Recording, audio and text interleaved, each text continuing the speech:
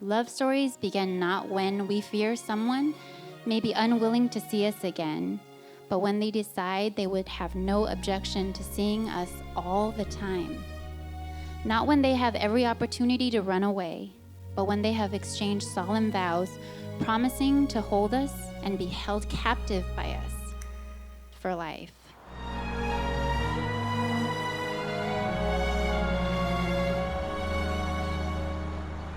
Every wedding is a sign of hope. We celebrate with two people who believe in the future, and they believe in the future together. And they are willing to face that future, which is unknown, in a spirit of adventure. So they have hope, and they have courage. And I think it's that which we all appreciate. It's kind of infectious. It's something we experience when we're with a couple like Ken and Paula on their great day.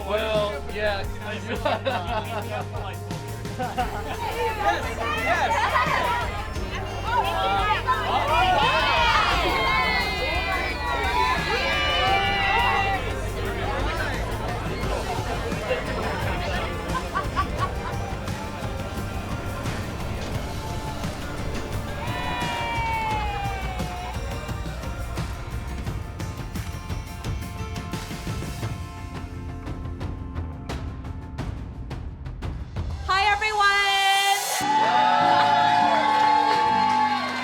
So there are 65 people here today, inclusive of us. You guys are... 66 including Matilda. Oh, 66 including Matilda. Let's not forget the baby, like dear baby. Well, so just to say, you guys are the people we love. We're so happy that you're here with us. This is such a special moment for us. And I don't know, looking around here today, seeing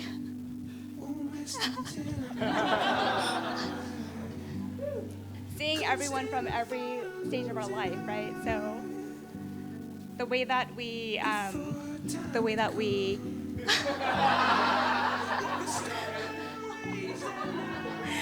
hold it.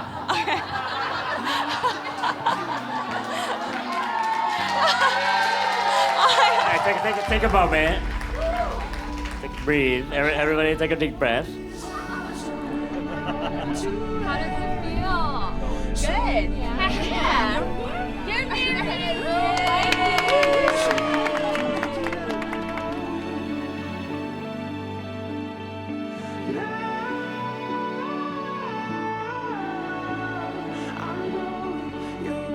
So Paula was actually really mean to me growing up. And Paula might not remember this, but there was a day back during high school, and the ever indirect person Paula is, she told me something very important that shaped my life, and it's a moment that I actually vividly remember. So like I said, it was the sophomore summer, so before I was starting 10th grade, and she pulled me aside, and she said, "Matthew, you better get your act together, because I'm not going to take care of you when you grow up to be a loser without a job."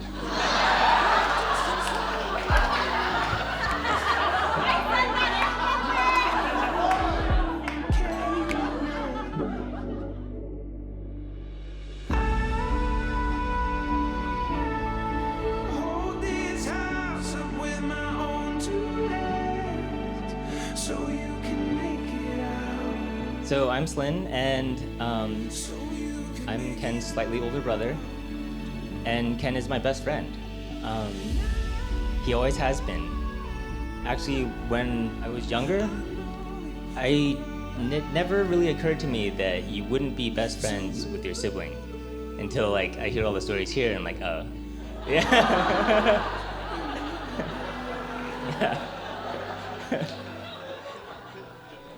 But growing up, we actually moved a lot. Like every couple of years, we'd go from city to city, state to state, country to country.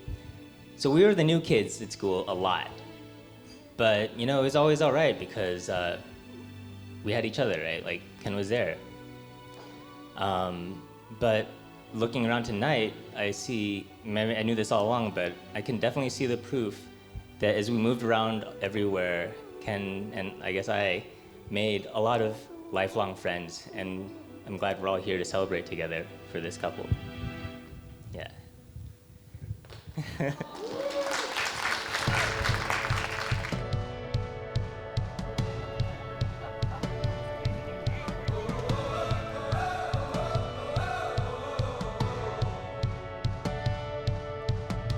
I feel like new sunglasses, like a brand new pair of jeans.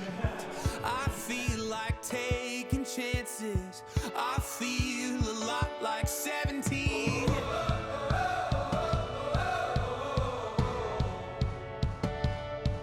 So I've had the fortunate privilege of being with Ken the night he met Paula,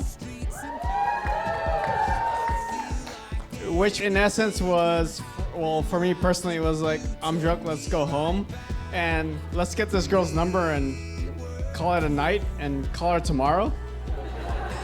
But he was sold on her, and he was like, yo, like, I need to talk to her, and let me get some details on her, and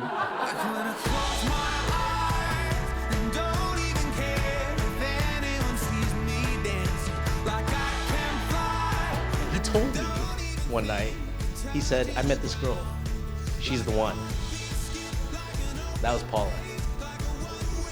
And I knew the way he said it from that moment on, the era of bad decisions was over. Brand new.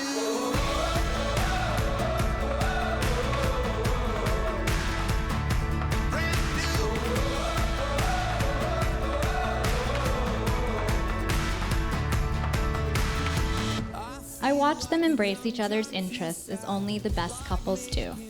Ken found himself going to more art exhibits and obscure indie films, and Paula found herself lingering at REI, checking out camping gear, and going on increasingly arduous weekend hikes. In many ways, I think hiking is a perfect metaphor for marriage. There are going to be times when one of you will need to carry all the gear and shoulder the burden when the going gets tough for the other. Life will throw all kinds of unexpected obstacles your way, knee-high mud from a Maui storm, or swarms of 1,000 mosquitoes in your face in the Catskills. But what matters is that you get through it together. And at the end of it all, you'll have reached the top and looked down at the views of the amazing life you've created together, knowing that every challenge was worth it in the end. Brand new.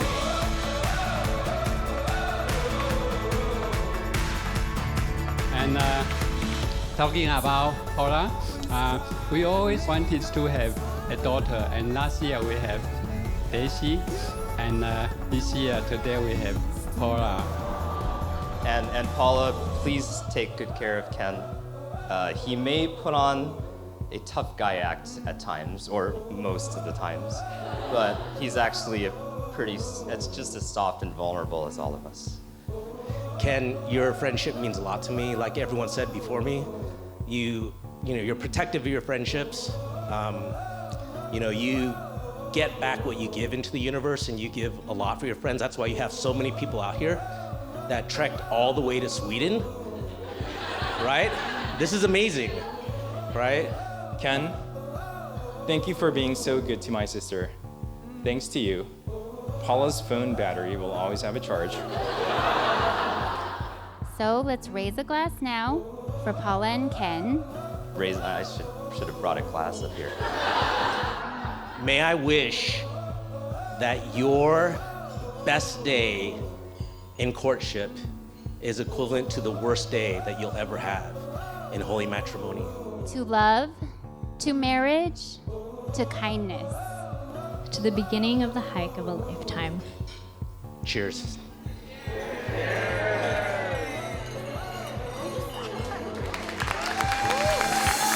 Like when I close my